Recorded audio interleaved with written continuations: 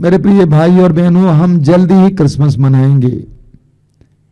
2-3 रोज के अंदर हम क्रिसमस मनाएंगे। क्रिसमस वास्तव में मुक्तिदाता यीशु के इस पापी संसार में आगमन का पर्व है। प्रभु यीशु के इस संसार में आने से एक बहुत बड़ा आंदोलन आया। प्रभु यीशु ने मानव इतिहास में एक नया अध्याय शुरू किया। यीशु का आगमन मानव इतिहास में एक नया आयाम लाया। यीशु के आगमन से सभ्यताएं बदल गईं, संस्कृतियां बदल गईं, जिंदगियां बदल गईं। यीशु का इस संसार में आना एक बहुत बड़ी घटना है। मानव इतिहास की सबसे महत्वपूर्ण घटना जिसने इतिहास को 2 भागों में ही विभाजित कर दिया। ईसा पूर्व और सन या ईसा के साथ ईसा के बाद का समय। लेकिन प्रभु यीशु संसार के मुक्तिदाता को इस संसार में आने के लिए एक बहुत बड़े माध्यम की आवश्यकता थी। और वो माध्यम कौन था? यीशु की मां मरियम। यीशु की मां मरियम के बिना यीशु इस संसार में मनुष्य रूप में नहीं आ सकते थे। इसलिए आज हम उस मां के कुछ गुणों पर मनन चिंतन करेंगे। पहला गुण जो मैं उस मां में देखता हूं वो यह है कि उनके कान ईश्वर की आवाज को, मृदुल आवाज को सुनने के लिए खोले थे। ईश्वर के उस मृदुल आवाज को सुनने के लिए उनके कान खुले थे। स्तोत्र 50 उसके वाक्य 1 में हम पढ़ते हैं, सर्वेश्वर प्रभु बोलता है। ईश्वर प्रेम है और ईश्वर सतत संवाद करते रहता है। हर समय हमसे वार्तालाप करते रहता है। और मां मरियम के कान उनकी आवाज को सुनने के लिए खुले थे। ईश्वर बोलता है, कुछ लोग सुनते हैं, कुछ लोग नहीं सुनते हैं। ईश्वर बोलता है, कभी कभी हम सुनते हैं, कभी कभी हम नहीं सुनते हैं। लेकिन जिनका हृदय ईश्वर पर लगा है वह ईश्वर को सुनता है। हमें सुलेमान के ग्रंथ के, सुलेमान के सर्वश्रेष्ठ गीत के ग्रंथ के अध्याय 2 वाक्य 8 और 10 में इस प्रकार पढ़ने को मिलता है, मैं अपने प्रियतम की आवाज सुन रही हूं, देखो वो पर्वतों पर उछलते कूदते पहाड़ियों को लांघते हुए आ रहा है। वधू बोल रही है, मैं अपने प्रियतम की आवाज सुन रही हूं। ये वधू कौन है? भक्त। मैं अपने प्रियतम की आवाज सुन रही हूं। वाक्य 10 में लिखा हुआ है, मेरा प्रियतम बोल रहा है, वह मुझसे कहता है। माता मरियम के कान ईश्वर के वचन के लिए खुले थे। यूहन्ना के सुसमाचार के अध्याय 8 वाक्य 47 में प्रभु यीशु कहते हैं, जो ईश्वर का है वो ईश्वर की वाणी सुनता है, ईश्वर का संदेश सुनता है। जो ईश्वर का है वो ईश्वर का संदेश सुनता है। मां मरियम रेडियो की तरह थी। वो रेडियो जो ट्यून किया गया है। जब हम भी अपने आप को ट्यून करेंगे, हमारे आंतरिक कानों को ट्यून करेंगे, हमें भी आवाज सुनाई देगी। पूरी बाइबल में बार बार लिखा हुआ है, कान लगाकर सुनो, कान लगाकर सुनो। प्रभु यीशु ने स्वयं कहा, जिसके कान हो वो सुन ले, जिसके कान हो वो सुन ले। जिसका आंतरिक कान ईश्वर के लिए खुले हैं वे सुन ले। जो ईश्वर का है वह ईश्वर का संदेश सुनता है। माता मरियम ईश्वर के साथ जुड़ी हुई थी, इसीलिए उनको ईश्वर की आवाज सुनाई देती थी। इसायास नबी अध्याय 66 वाक्य 2 में हम पढ़ते हैं, प्रभु कहते हैं, मैं उन लोगों पर कृपा दृष्टि करता हूं जो विनम्र है, पश्चातापी हैं और श्रद्धा से मेरी वाणी सुनते हैं। जब स्वर्गदूत गब्रिएल मां मरियम के पास आया, मुक्तिदाता के जन्म का संदेश लेकर, मां मरियम ने बड़ी श्रद्धा से उसकी वाणी सुनी, बड़ी श्रद्धा से, पूरे खुलापन के साथ। हम लूकस के सुसमाचार के अध्याय 2 उसके वाक्य 19 में पाते हैं माता मरियम के बारे में कि उन्होंने इन सब बातों को अपने हृदय में संचित रखा और उन पर मनन चिंतन किया करती थी। Mary treasured all these words in her heart and pondered on them. Maryam ने प्रभु की वाणी को अपने हृदय में संचित रखा और उन पर मनन चिंतन किया। ये मां मरियम का पहला गुण है। उनके कान ईश्वर की आवाज के लिए, ईश्वर के संदेश के लिए, ईश्वर की वाणी के लिए खुले हुए थे। दूसरा गुण है, उनका जीवन ईश्वर की उपस्थिति में बीता। उनका जीवन ईश्वर की उपस्थिति में बीता और ईश्वर मरियम का केंद्र बिंदु था। इसलिए स्वर्गदूत गब्रिएल ने कहा कि प्रभु आपके साथ है, प्रभु आपके साथ है। आप ईश्वर के सानिध्य में जीती हैं। आपने ईश्वर को अपने जीवन का केंद्र बिंदु बनाया है। स्वर्गदूत ने कहा प्रभु आपके साथ है। हम उत्पत्ति ग्रंथ के अध्याय 39 में पढ़ेंगे, बार बार यूसुफ के साथ प्रभु था। वचन में लिखा हुआ है कि प्रभु उसके साथ था और इसीलिए वो जहां कहीं भी जाता था उसको सफलता मिलती थी। प्रभु उसके साथ था। सामुएल के पहले ग्रंथ के अध्याय 18 में दाऊद के बारे में हम पढ़ते हैं कि प्रभु उसके साथ था और इसीलिए वो जहां कहीं भी जाता था सफलता मिलती थी। मां मरियम प्रभु की उपस्थिति में जीवन जीती थी। इसका ख्याल कीजिएगा, मां मरियम एक साधारण लड़की थी, एक साधारण कुंवारी थी, नाजरत गांव की रहने वाली, अन्य नारियों के साथ चलने फिरने वाली एक साधारण युवती, साधारण लड़की थी, लेकिन वह सदा प्रभु के साथ संयुक्त रही। शरीर में वो गांव में थी, लोगों के साथ थी, लेकिन उसकी आत्मा ईश्वर से जुड़ी हुई थी। स्तोत्रकार कहता है, स्तोत्र 16 वाक्य 11 में, प्रभु के सानिध्य में परिपूर्ण आनंद मिलता है। In the presence of the Lord is the fullness of joy. प्रभु के सानिध्य में प्रभु के साथ परिपूर्ण आनंद मिलता है।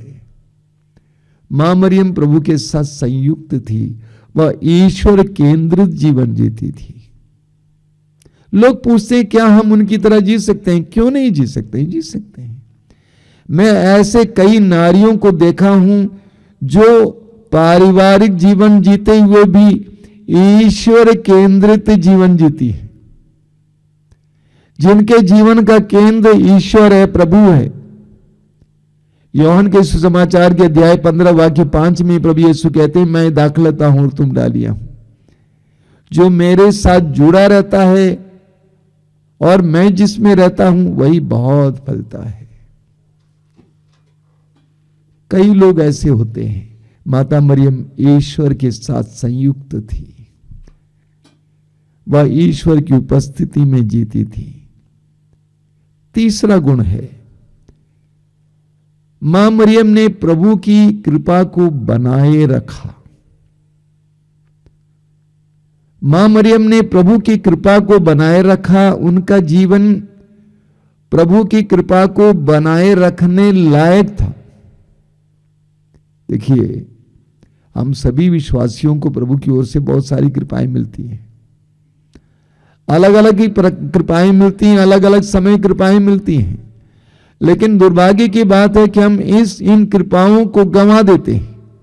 जिस तरह एक छोटे बालक के हाथ में कुछ दे दें, वो गिरा देगा। हम आध्यात्मिक रूप से प्रौढ़ नहीं हुए हैं, इसीलिए वही कृपाएं बह जाती हैं।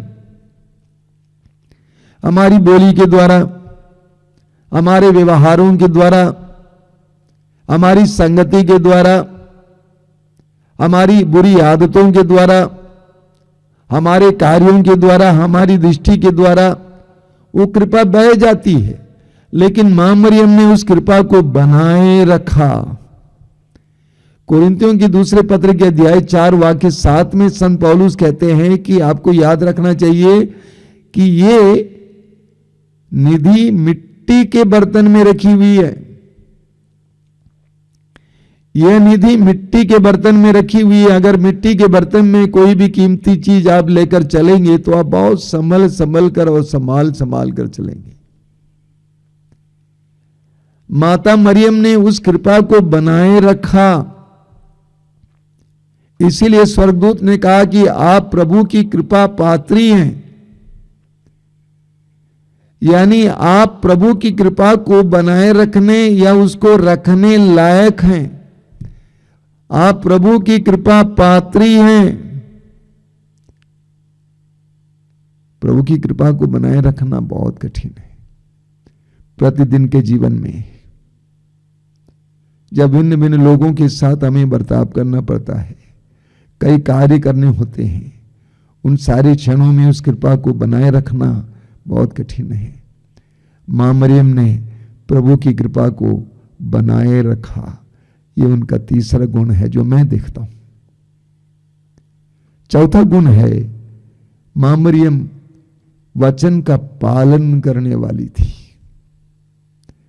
माता मरियम वचन का पालन करने वाली थी। हम में से कई लोग वचन सुनते हैं, वचन बोलते हैं, वचन दोहराते हैं, लेकिन माता मरियम वचन को का पालन करने वाली थी। हम पढ़ते हैं कि उनमें वचन देह बना। वह वचन का पालन करने वाली थी। मत्ती के सुसमाचार के अध्याय 7 वाक्य 24 से 27 में जो लोग प्रभु के वचन का पालन करते हैं उनको बुद्धिमान कहा गया है। वचन में लिखा हुआ है, जो मेरी इन बातों को सुनता है और उसका पालन करता है वह उस बुद्धिमान व्यक्ति की तरह जिसने अपने मकान को चट्टान पर बनवाया। वर्षा हुई, नदियों में बाढ़ आई, आंधी चली, लेकिन वो मकान नहीं गिरा क्योंकि उसकी नींव चट्टान पर थी। मां मरियम वचन का पालन करने वाली थी। याकूब के पत्र के अध्याय 1 वाक्य 22 में याकूब कहते हैं कि आप वचन के श्रोता मात्र न बने बल्कि वचन का पालन करता बने। मां मरियम ने वचन का पालन किया। लूकस के सुसमाचार के अध्याय 8 में हम पढ़ते हैं, एक बहुत सुंदर प्रसंग है। प्रभु यीशु एक जगह वचन सुना रहे थे और उनकी मां, उनके रिश्तेदार बाहर खड़े थे और लोगों ने कहा कि आपकी मां और आपके भाई आपसे मिलना चाहते हैं। प्रभु यीशु ने कहा, उसकी वाक्य 21 में पढ़ेंगे, लूकस अध्याय 8 वाक्य 21, कौन है मेरे भाई, कौन है मेरी मां? जो ईश्वर के वचन को सुनता है और उसका पालन करता है वही मेरी मां है और मेरे भाई है। मां मरियम ने वचन को सुना, उसको धारण किया और उसका पालन किया। एक मसीही वो है जो यीशु का अनुसरण करता है, अनुकरण करता है। एक मसीही वो है जिसमें यीशु का वचन पूर्ण होता है। माता मरियम ने वचन का पालन किया। माता मरियम ने वचन दिया था स्वर्गदूत से, मैं प्रभु की दासी हूं, प्रभु का कथन मुझ में पूरा हो जाए। ये मात्र एक बार की बात नहीं है, उनके संपूर्ण जीवन का भाव ये था, मैं प्रभु की दासी हूं, प्रभु का वचन मुझ में पूरा हो जाए। Behold the handmaid of the Lord, be it done unto me according to your will, according to your word। मैं प्रभु की दासी हूं, प्रभु का वचन मुझ में पूरा हो जाए। मरियम ने अपने जीवन के पल पल में इस वचन का पालन किया। उस बेटा जिसके बारे में स्वर्गदूत ने कहा कि उसके राज्य का कभी अंत नहीं होगा, वो महान होगा, राजा दाऊद के सिंहासन पर बैठेगा, उस बेटे को जन्म देने के लिए कोई जगह नहीं थी, उसको गौशाले में जन्म लेना पड़ा। मरियम ने कोई सवाल नहीं किया। उस समय भी मां मरियम के हृदय का भाव था, मैं प्रभु की दासी हूं। वो बेटा गोलगोथा पर पहाड़ी पर क्रूस पर लटका हुआ है, तड़प तड़प कर मर रहा है। उस समय भी उस मां का जवाब वही था, मैं प्रभु की दासी हूं, प्रभु का वचन मुझ में पूरा हो। मां मरियम प्रभु के वचन का पालन करती थी। माता मरियम ने वचन को सुना, ग्रहण किया, धारण किया और उसको शरीर बनने दिया। इसी तरह उनके संपूर्ण जीवन में उन्होंने प्रभु के वचन का पालन किया। इस क्रिसमस के समय हम इस बात को याद करें। माता मरियम हमारे लिए एक सुंदर आदर्श के रूप में खड़ी हैं। क्रिसमस का कारण मसीहा का आना, लेकिन उस मसीहा को इस संसार में लाने के लिए मरियम ने किस प्रकार का जीवन जिया, यह हमारे सामने रखा जा रहा है। आइए हम प्रार्थना करें। प्रभु यीशु, धन्यवाद देते हैं इस सुंदर समय के लिए, इस आनंद के समय के लिए, जब हम क्रिसमस के लिए अपने आप को तैयार कर रहे हैं। माता मरियम हमारे लिए एक बहुत बड़े आदर्श के रूप में खड़ी है, जिन्होंने वचन को ग्रहण किया, उसको सुना, धारण किया, पालन किया, जो सदा ईश्वर के सानिध्य में रही, जिन्होंने ईश्वर के द्वारा दी गई कृपा को बनाए रखा,